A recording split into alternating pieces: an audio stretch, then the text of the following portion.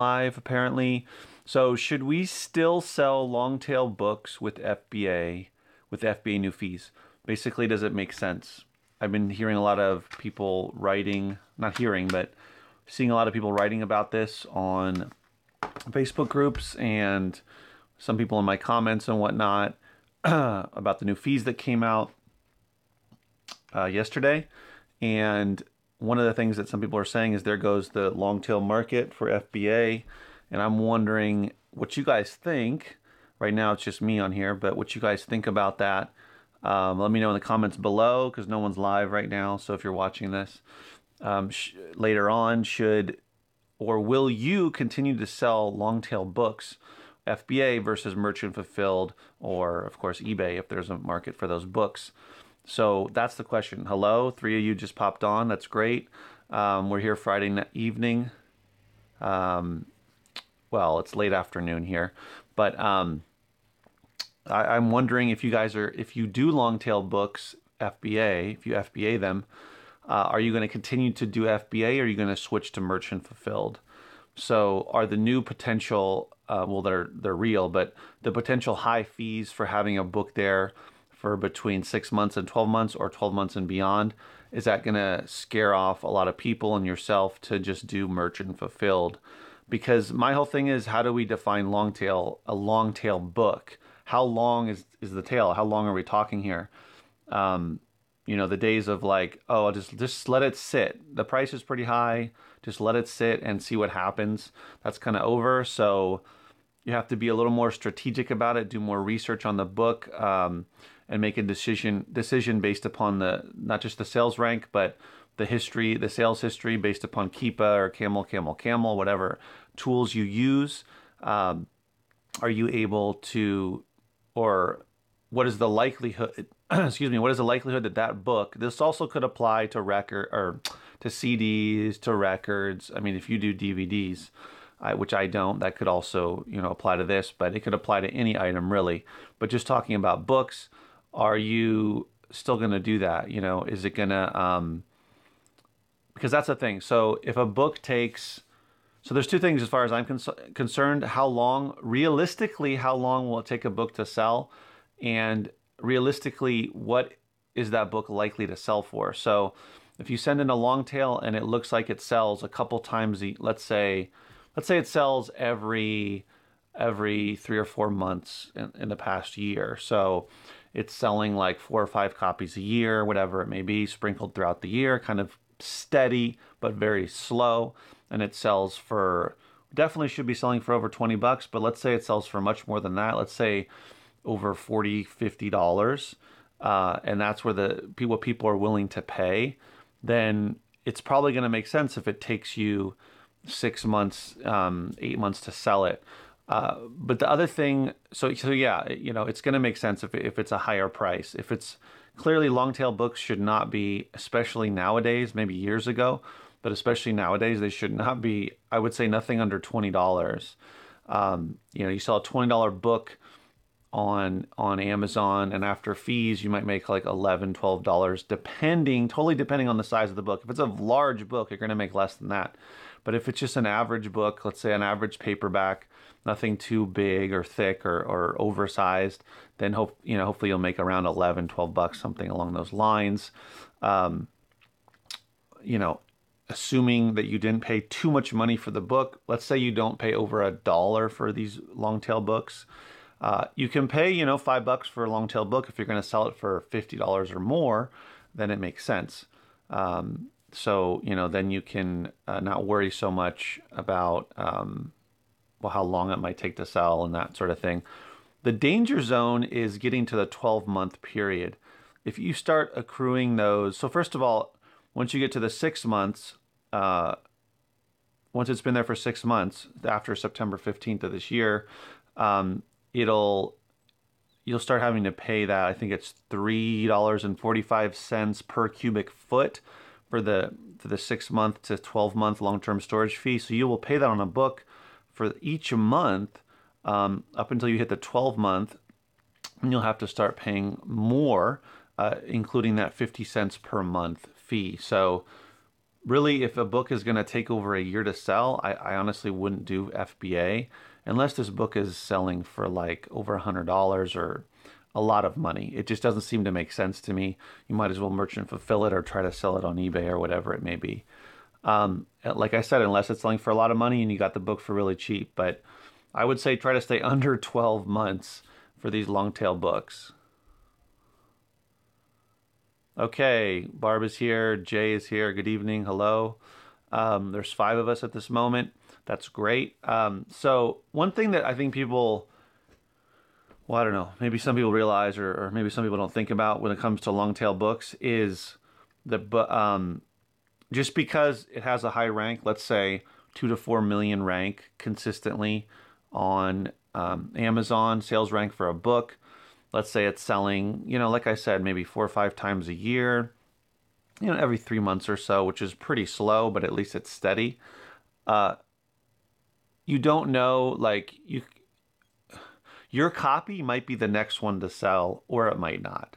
So that depends on a lot of things. It depends on competition, how many offers there are. Depends on if you're the only FBA offer. That's the other thing to consider. Then you might have the advantage over the merchant fulfilled price. And on these long tails, you're probably going to want to match or undercut that merchant fulfilled price. Maybe some of you don't agree with that. That's fine. You're just going to roll the dice and take that risk. But if you send it in FBA, a long tail item, it might sell much quicker than you think. I've seen so many people post on Facebook groups, and not really so many videos, but on Facebook groups, comments about how, well, I sent this book in and it was ranked 3 million and it sold within a week or 2 of hitting the warehouse.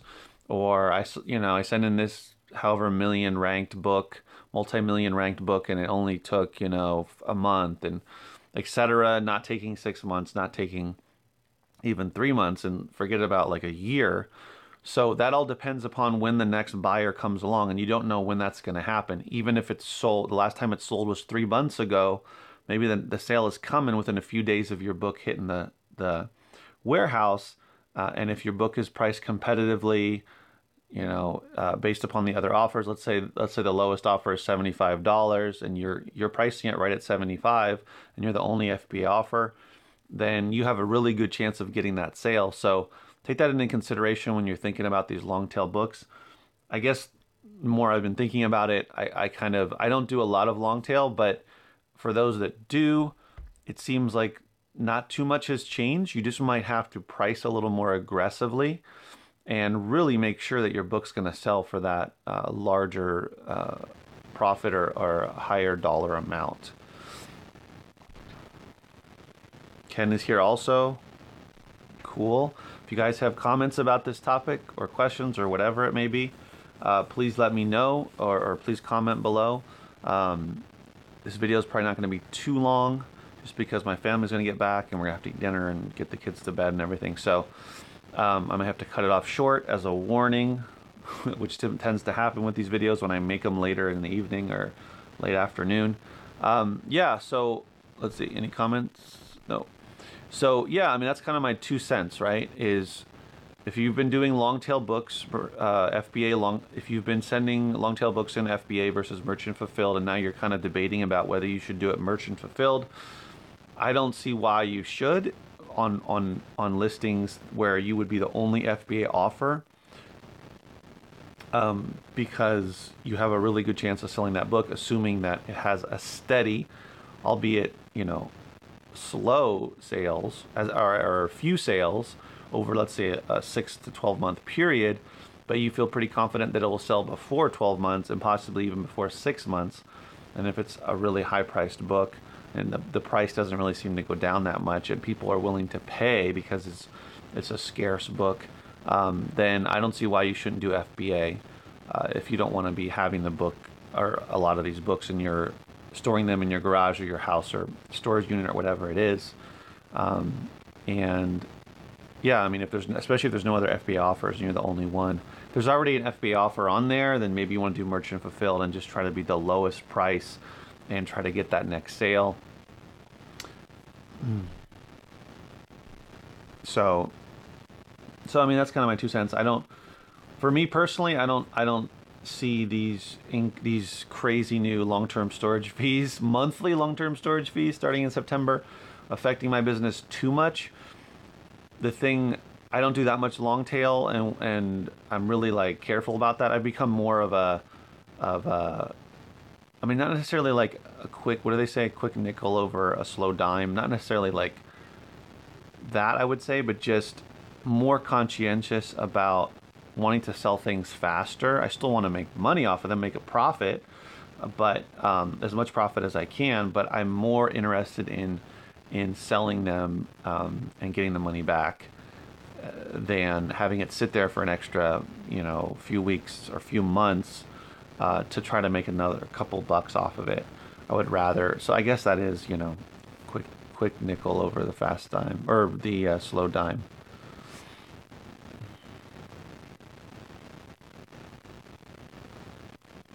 Okay, so Ken says, I bought a book at Goodwill a couple days, I guess, ago for $2. The rank was 5 million, only 6 offers, no FBA offer. Okay, so my question is, what is the lowest merchant fulfilled price? And did you look at like Keepa or Camel to see how often this actually sells? Because 5 million might mean that another sale is coming pretty soon. So I'd be curious to know about that. If these prices are really high for this book and there has been a demand over the last year or so, at least selling, I mean, if it's, I would say, I mean, long tail, I would say, I mean, if the book's only sold once or twice in a whole year, I don't know if I would, even with no FBA offers, I mean, the price better be really high, the sale price. I, I don't even know if I would send it in. $40 is the lowest, okay. And when did it last sell? I mean, have you looked at the sales rank history to see how often it's sold over the last 12 months? I mean, has it sold at all in the last 3 months, 6 months, 12 months? 5 million rank is pretty high for a book, but I mean, it's harder for me to judge how often that has been selling.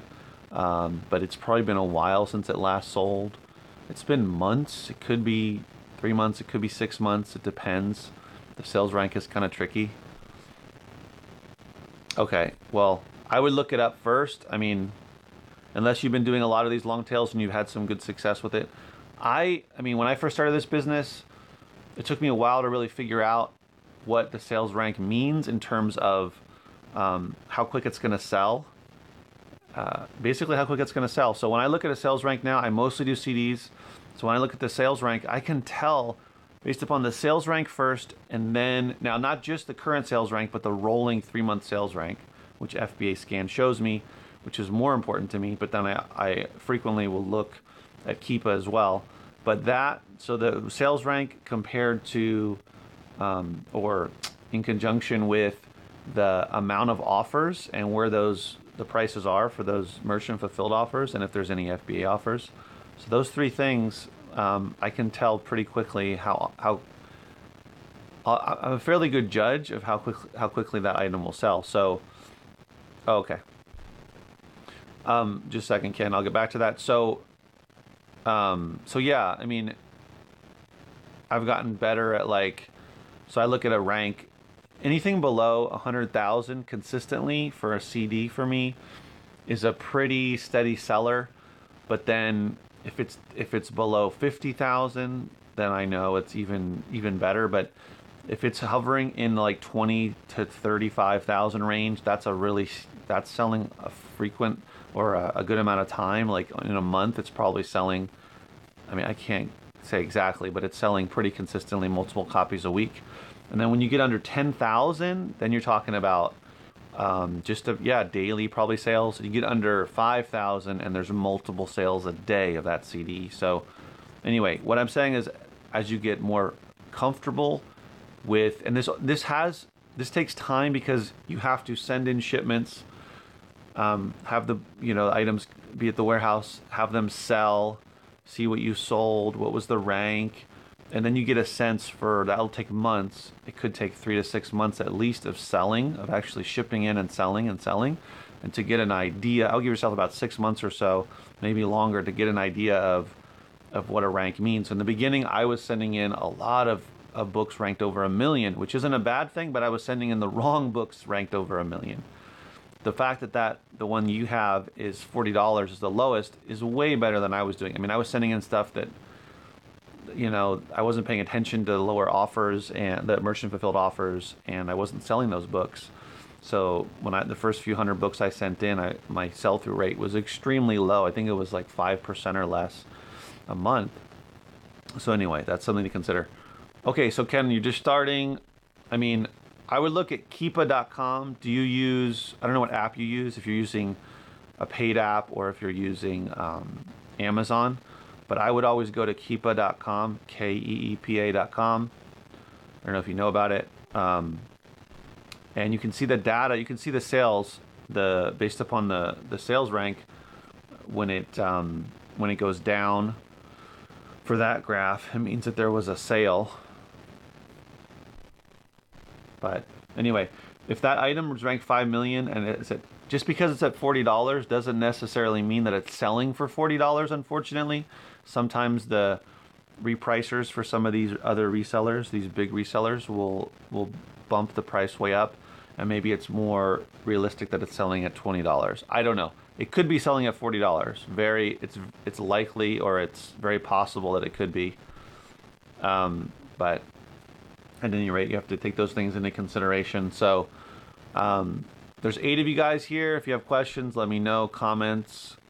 I'll take any questions about the topic. So yeah,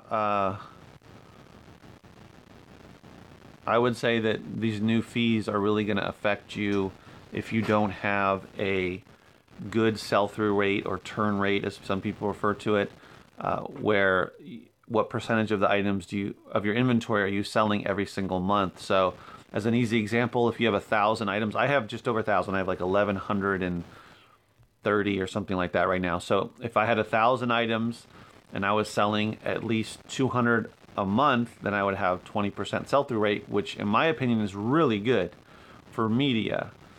Some people that sell like other types of items that are selling constantly, like replenishables, like certain grocery items, or maybe certain toys or very hot items, whatever they are, they're trying to buy wholesale, or they're buying at the retail store, or what is it called? They're doing retail arbitrage or online arbitrage, and they're selling stuff that's selling, you know, very often. Then their sell-through rate might be a lot higher, maybe, you know, 50% or 70%, I don't know what. But for media, if you're doing books, if you're doing CDs, if you're doing vinyl records, if you're doing DVDs, which you have to be, you know, approved to do, then I would say I was at 5 to 8% when I first started, probably closer to 5%, and then a few years in, I got a lot better at what I sent in, making sure what I would send in would actually sell pretty quickly. And so I've stopped sending things in that I know that some people might send in, but will take longer to sell, and there's not as much profit there, and there's too much competition that I'm not comfortable with that. Having those items sit there and have to pay monthly storage fees and have to worry about it not selling within, you know, or before long-term storage fees hit, and having to pay to get it disposed of or sent back to me. So I would rather just not sell those items on Amazon, and not do FBA, either do merchant fulfilled, and if that doesn't work, then eBay. If that doesn't work, then I got to put them in lots and sell them on eBay. So I would rather just do that and just have lean and mean inventory that sells through, you know, at a high rate. I think this past month, it's tough for me to say because my inventory fluctuated so much. I sent in a lot of items. I sent in like 500 CDs and a few books last month, but I sold like 321 items in February. So my sell-through rate was like, I think around 25%. It's hard for me to say exactly how many items I had like on average, because now it's gone down. I mean, I was all the way up to like 1,200 and something, maybe close to 1,300. But my sell-through rate has been pretty good. If I'm in the 20 to 25% per month, then I feel good about that. You know, that I'm selling my inventory. and then going back. I don't use a repricer, but going back and repricing some stuff. And whenever I reprice a few hundred items, I usually get some, some sales off of those. San Diego Gamers, very useful info. Many thanks. You're welcome. Glad to help.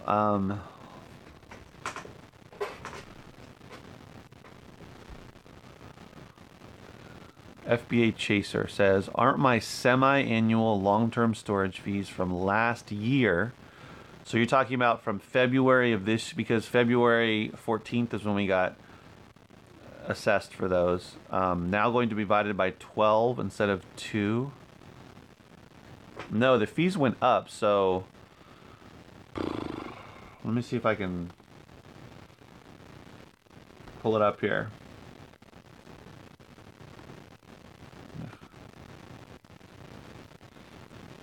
Okay, so long-term storage fees. So it was February 15th and August 15th. It was the 6-month storage fees were $11.25 per cubic foot, and then the 12-month storage fees were $22.50 per cubic foot. So now, starting in September 15th, every month it's going to be $3.45 per cubic foot, which is like a third, right, of the $11.25, which was every 6 months. But this is going to be every month, so that's more. Isn't that right? Unless I'm doing the math wrong, because isn't that $3.45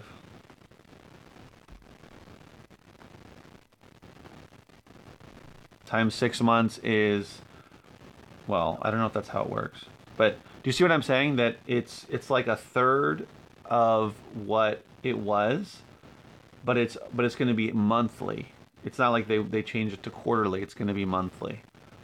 So that $3.45 per cubic foot every single month, you're going to get charged with that, versus the $11.25 for just 6 months. I mean, you get hit every 6 months for that. Does that make sense? Let me know in the comments. I'm not a mathematician. My math is not, especially off the top of my head, is not going to be the best. But I believe that, yeah, people were throwing around a lot of numbers in the groups about how much more these long-term storage fees are going to be, and I believe it is more because it's monthly. So if you have an item that hits the 6-month period, then every month up until 12 months, it's going to be charged at $3.45 per cubic foot. Per cubic foot, not per item. So however many items you have that fit into that, and then it'll be assessed based upon that, broken up, individually. So, so then every month for 6 months, you'll be hit with that $3.45 per cubic foot, and then when it hits the 12-month period, just one item, it's going to jump up. It's going to double to $6.90 per cubic foot, plus.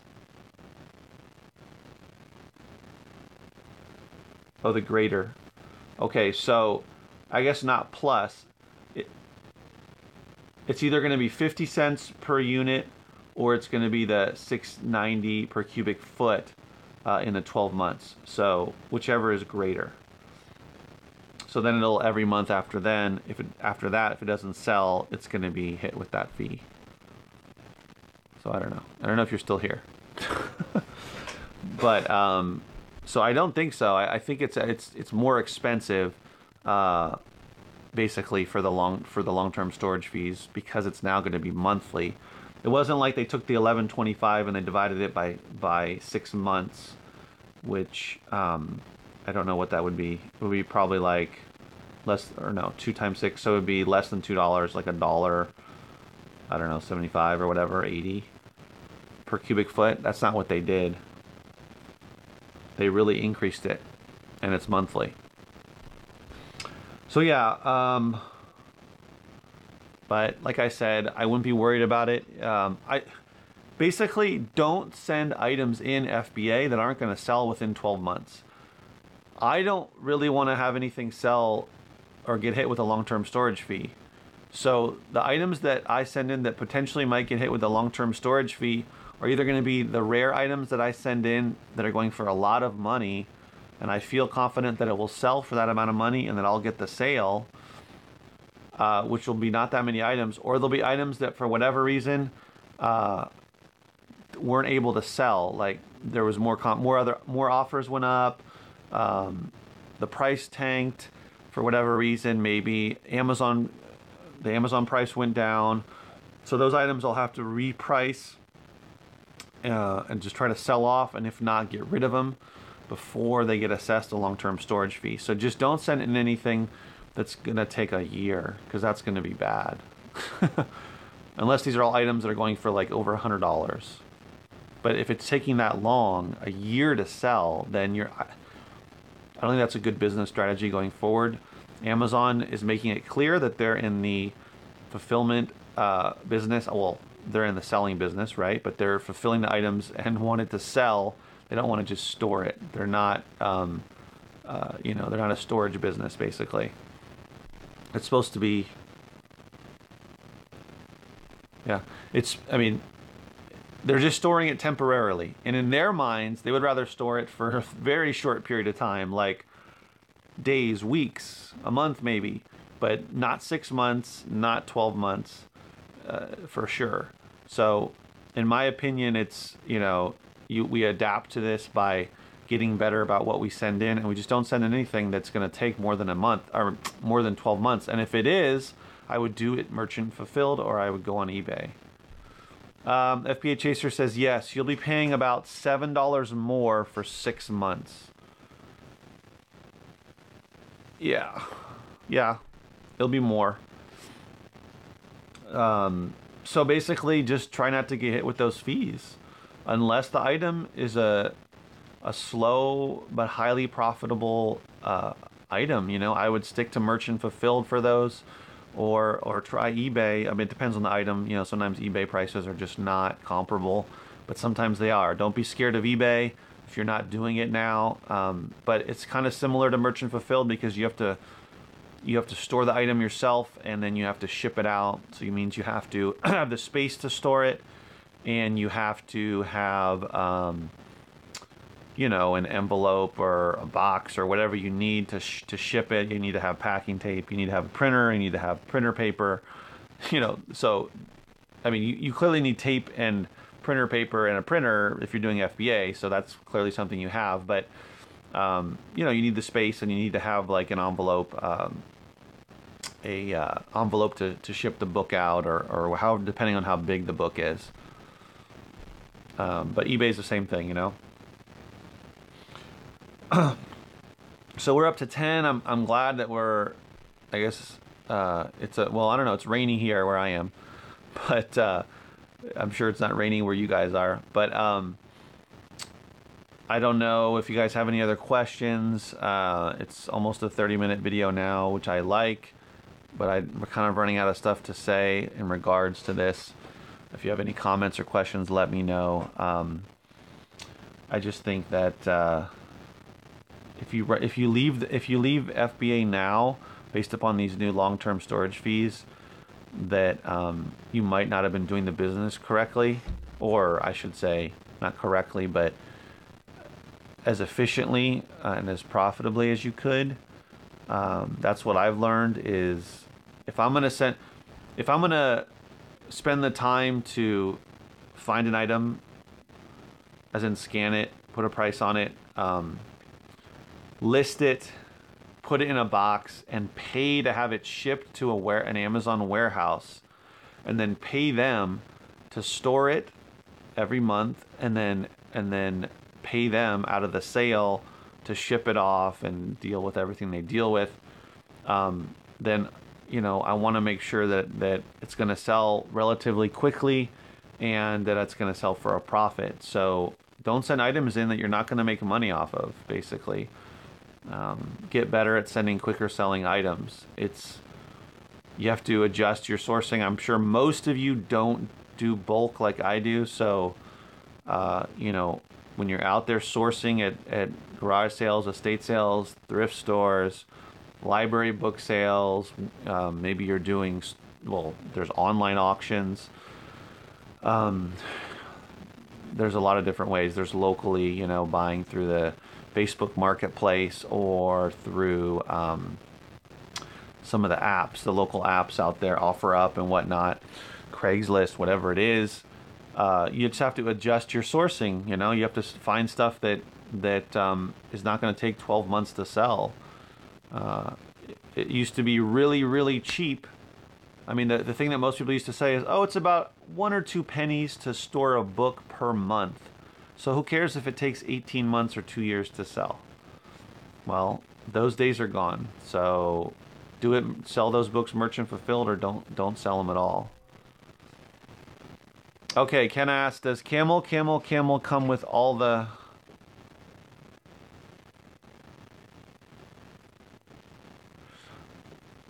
Oh, no. So Camel is not... Okay, so you're asking about a paid sourcing app, and I use what's called FBA Scan. I can't remember that. So yeah, if you go to your... I don't know if you're on iPhone or Android, but I'm on Android. If you go to the App Store or whatever, FBA Scan is there. You can download it for free. And then it is, the basic one is like $10 a month. And I can't show you because I'm using my phone to record this video, but on the interface, the screen it shows you when you scan, you'll have a button for camel, and a button for Keepa. And there's some other ones too. There's eBay and that type of stuff. But you can quickly hit Keepa, which I like the best because it shows you both the price and the sales rank at the same time. And when you press on that, you can just go, it pops you over to the page there where it takes like 5 seconds or so to load, and then you can see how often that item is selling and how much it's sold for. Most of the time it'll have that information. Some won't, but most of them should. Camel is the same as Keepa. It shows you the sales rank history and the sales price history, I guess.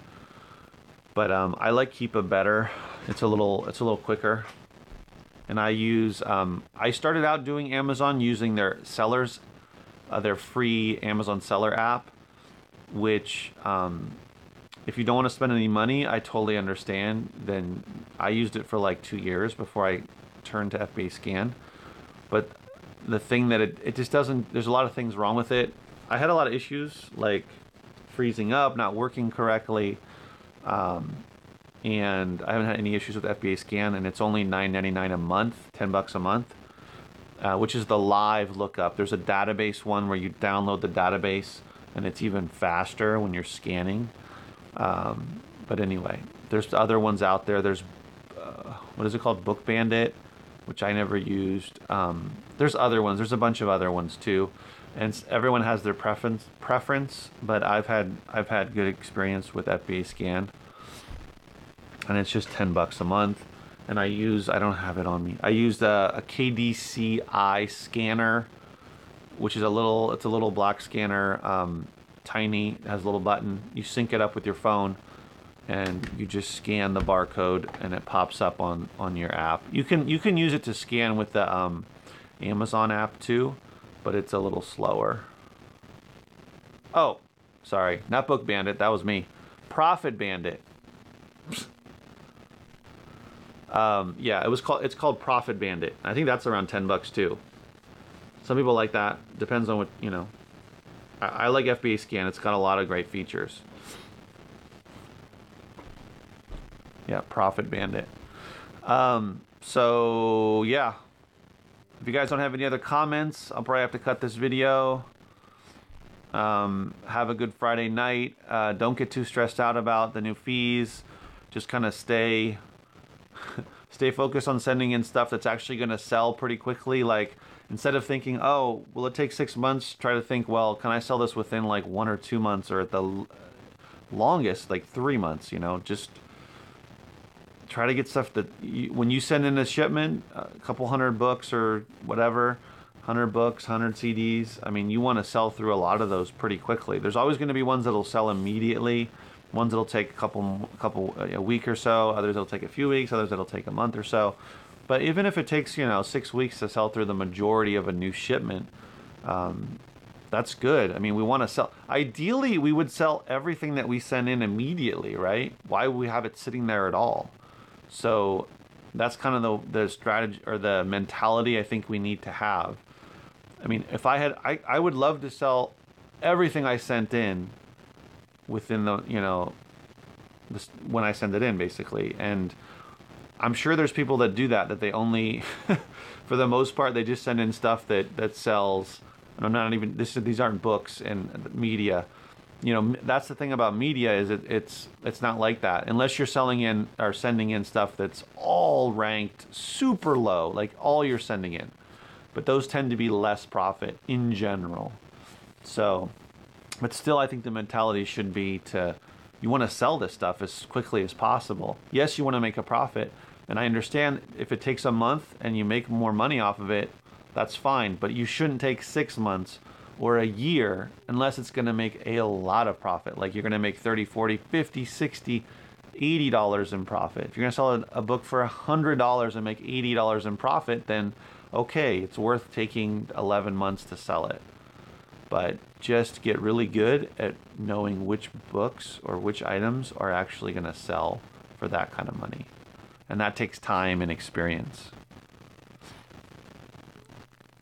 What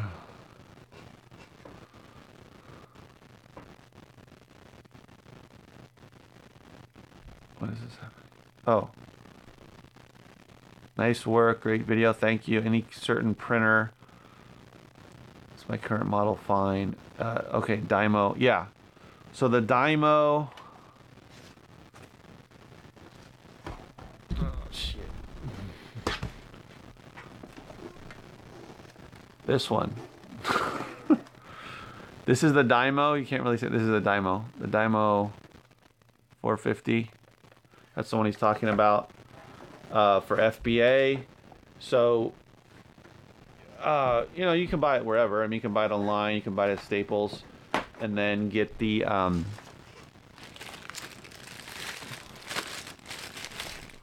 these labels, the roll of labels. This one here, Dymo, what is it? 30572. I can't remember. I think at Staples, I think these are like $21 or so. This has 2 rolls in it of, oh man, I don't know. A lot of labels. I can't remember how many are on here, and for some reason I can't find it. Oh, 2 times 260. So, what is that? 520 labels. So yeah, it'll just what am I doing? Oh, here we go. It'll, you have it hooked up to your computer when you're doing FBA. And, oh Lord. So you can, if you can use Amazon interface, but I would recommend, here's where the expenses come in, but if you're really going to do this, it makes everything faster. Whether I use Accelerlist, which is $29 a month. There's also ScanLister. There's also, what is it called? Inventory Lab. So there's a variety of ones. Just depends on how many features and whatever you want. Accelerlist has been great for me. But basically when you use the software with a scanner, barcode scanner like this, you just scan it and it pops up immediately. And then, once you're done, the Dymo will spit out the label and you just slap it on the book or CD or whatever you're doing, and it'll tell you which warehouse it's going to, and you just put it in that pile or in that box. A-Seller Tool has a new lister, Turbo Lister. There's another one, so there's Scan Lister, Turbo Lister, Acceler Lister, and Inventory Lab, I guess.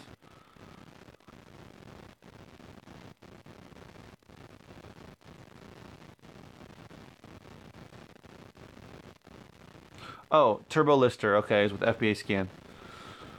Oh, well, Robert, do you think does Turbo Lister have the same features that Accelerlist does? Like tells you which warehouse it's going to and all that, because I mean, does it make sense to just use that instead of Exceller List? Or does Exceller List have things that Turbo Lister doesn't? Because if I don't have to spend the $29... Wait, yes it does? Oh. Oh, it has... Okay. No accounting though. Okay. Alright. Well, it's worth looking into, I guess. Terry said, long tails will still be fine if the profit margin is high enough, there are few enough competitors, and if the book fits into a very narrow niche and subject matter. Yeah, for sure. I mean, I didn't talk about it all. I did not talk about what types of books or items qualify or should be looked at for long tail, but for sure, the more specific and the more what do you call it, narrow the niche and the subject matter, the better, for sure.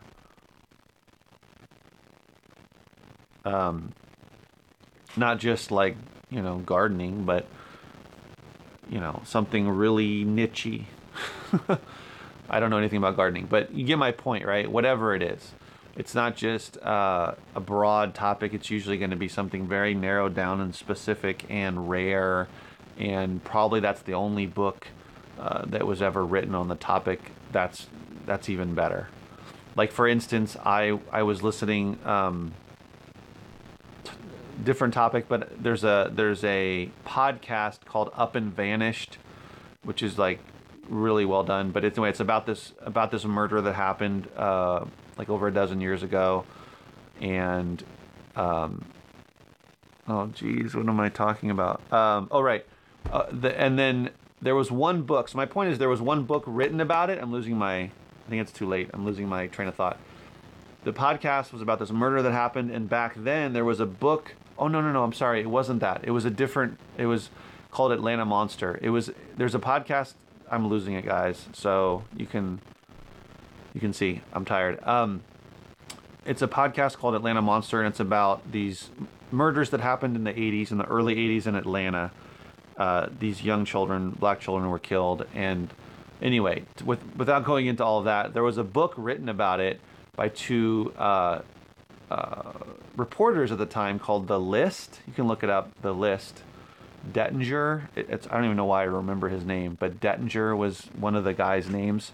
If you look it up on Amazon, there's only like 10 copies, and I think there's like one FBA offer, but the lowest price is like $80 merchant fulfilled. The rank was like 600 and something thousand.